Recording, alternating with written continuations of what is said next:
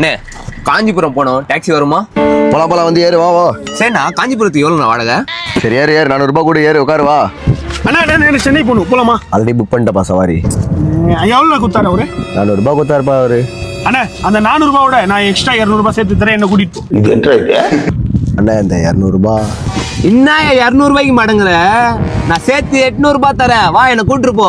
ஏ அவன் 800 தரது, நான் 900 எவ்வளோ? 900 900 தரேன், என்ன கூட்டிட்டு போவா. அவன் என்ன 900 தரான், நான் 1000 தரேன், என்னதான் கூட்டிட்டு போனோம்.